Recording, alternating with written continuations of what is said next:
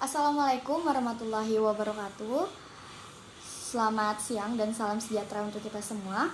Perkenalkan, nama saya Sarmila Wulandari dengan NIM F10511911040 dari kelas 3A2 Pendidikan Fisika, Fakultas Ilmu Keguruan dan Pendidikan Universitas Tanjung Pura.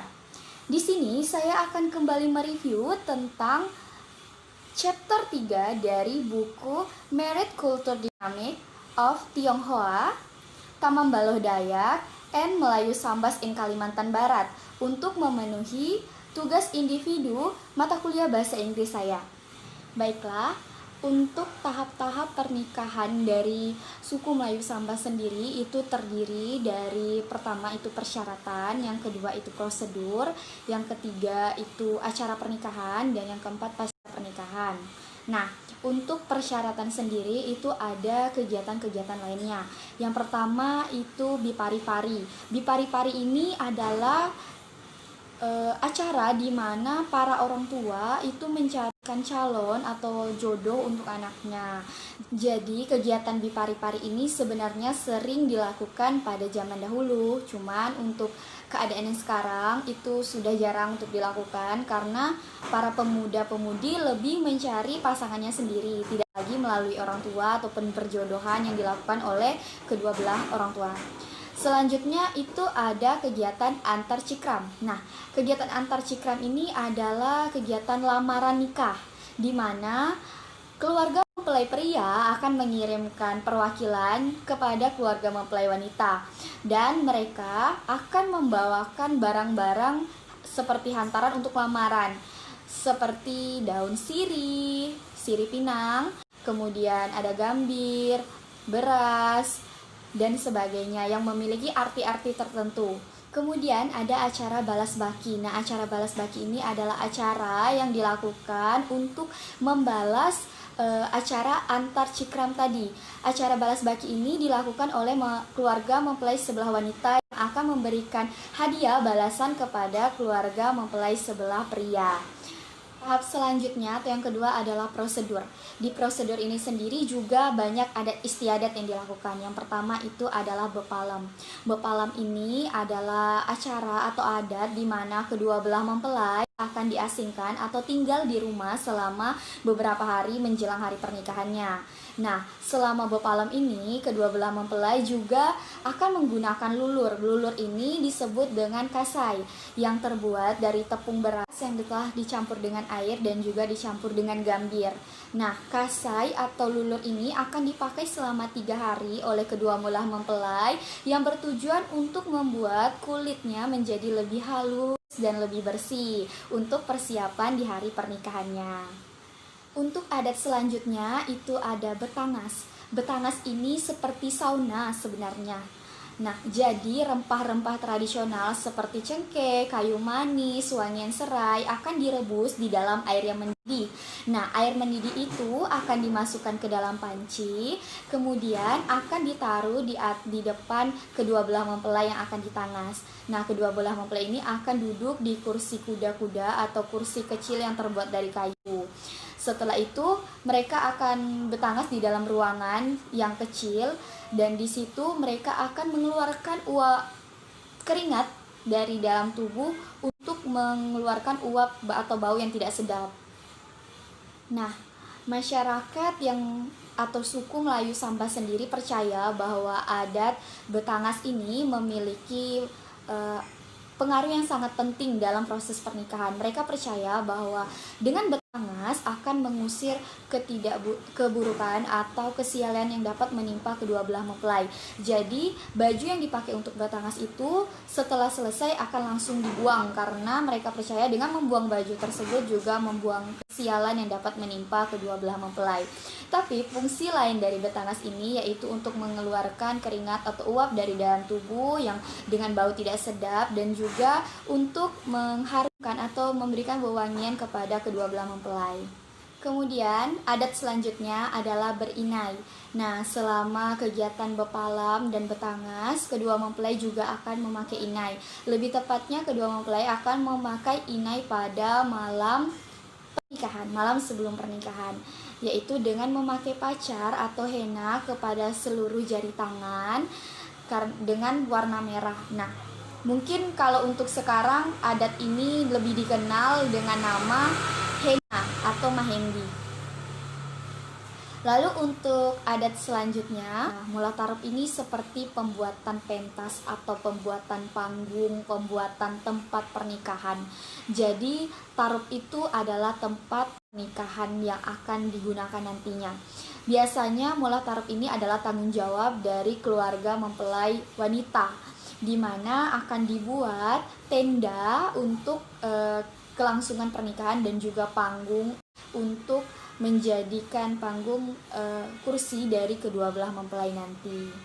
Setelah adat molah tarop, ada adat antar uang. Nah, adat antar uang ini adalah kegiatan di mana keluarga dari mempelai pria akan datang ke rumah keluarga mempelai wanita untuk menyerahkan sejumlah uang akan digunakan untuk mengatur acara pernikahan. Besarnya jumlah uang yang diberikan oleh keluarga mempelai pria kepada keluarga mempelai wanita itu tergantung dengan kemampuan dari calon pengantin prianya. Jadi tidak ditetapkan. Pada antar uang ini nantinya jumlah dari uang itu akan disebutkan saat acara adat ini berlangsung.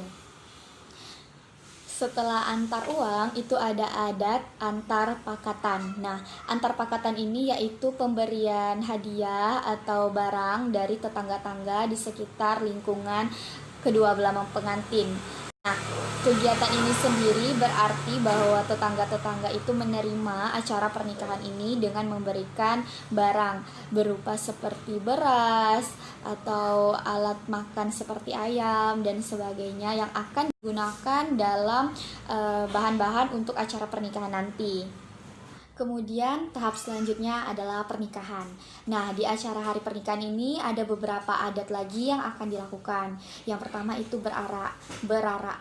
Nah, kegiatan berarak ini kedua belah mempelai akan berjalan bergandengan dan akan diikuti oleh keluarga mempelai wanita, di mana juga akan membawa bunga telur dan juga bunga manggar berkeliling desa, diiringi dengan musik seperti tanjidor dan juga tar. Nah, setelah berkeliling desa nanti, akhirnya kedua belah mempelai dan juga rombongan akan pergi ke rumah mempelai wanita. Dan di sana mereka akan disambut oleh keluarga besar mempelai wanita. Jadi kurang lebihnya seperti itu. Setelah rombongan pengantin dan juga keluarga sampai di kediaman mempelai wanita, acara selanjutnya atau adat selanjutnya yaitu makan besaprah. Nah, para tamu undangan akan duduk berhadapan untuk melakukan makan besaprah. Dan tamu undangan ini terdiri dari dua tempat duduk, di mana tempat duduk pertama, barisan pertama itu diisi dengan orang-orang penting seperti kepala desa dan juga sesepuh. Dan pada baris kedua itu akan diisi oleh tamu undangan. Seperti itu. Nah, kemudian pada malam harinya akan dilakukan adat malam bersarah. Biasanya di zaman sekarang malam bersarah ini akan dilakukan pada siang hari setelah hari pernikahan untuk mempersingkat waktu. Jadi adatnya diubah menjadi adat bersarah. Tetapi untuk adat sebenarnya itu dilakukan malam hari, dan kegiatan ini intinya adalah sebenarnya penyerahan rombongan laki-laki kepada pihak perempuan. Jadi untuk mengingatkan kepada mempelai wanita kalau dia telah menjadi istri dan memiliki tanggung jawab atas suaminya. Nah, pada malam bersarah ini juga para sesepuh atau tetua memberikan nasihat kepada kedua mempelai tentang kehidupan rumah tangga dan juga untuk mengakrabkan silaturahmi antar keluarga kedua belah mempelai dengan bersilaturahmi pada malam bersarah ini. Nah, untuk adat selanjutnya yaitu resepsi muda atau resepsi pemuda-pemudi. Nah, pada adat ini kedua mempelai tidak lagi duduk di pelaminan, tapi duduk di kursi dengan para pemuda-pemudi untuk merayakan hari pernikahan. Sebenarnya inti dari resepsi pemuda-pemudi ini untuk mengakrabkan dari keluarga mempelai sebelah pria maupun wanita di kalangan pemuda-pemudinya, bukan hanya kedua belah pihak orang tua saja atau keluarga sesepuh, tetapi juga para pemuda-pemudi yang masih muda. Nah, Tahap terakhir adalah adat yang akan dilakukan setelah hari pernikahan atau pasca pernikahan. Di sini ada dua adat yang akan dilakukan. Adat yang pertama itu adalah mandi manik atau mandi belulur. Nah, kegiatan ini biasanya dilakukan pada pagi hari di depan rumah dan disaksikan oleh banyak orang. Kedua mempelai akan berjalan di seutas benang sebanyak 3 kali. Setelahnya mereka akan berlomba-lomba untuk menginjak sebutir telur. Kemudian akan dilanjutkan dengan mandi belulur atau mandi manik. Nah, biasanya saat kedua belah pengantin melakukan mandi manik, bukan hanya pengantin yang melakukannya, tapi juga ke pihak keluarga dan juga orang-orang terdekat, seperti itu. Nah, untuk adat yang terakhir yaitu adat balik tikar.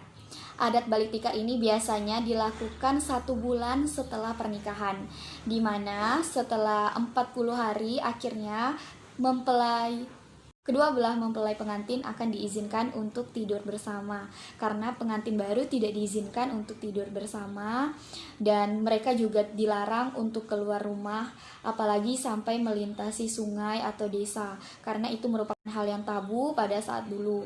Dan inti dari kegiatan atau adat membalik tikar ini yaitu juga membalikkan peralatan dapur yang telah dipinjam untuk proses pernikahan, mengembalikan barang-barang yang dipinjam kepada orangnya, dan juga membersihkan rumah pasca pernikahan, seperti itu. Mungkin sekian yang dapat saya sampaikan tentang adat dari Melayu Sambas. Kurang lebihnya saya mohon maaf. Terima kasih. Wassalamualaikum warahmatullahi wabarakatuh.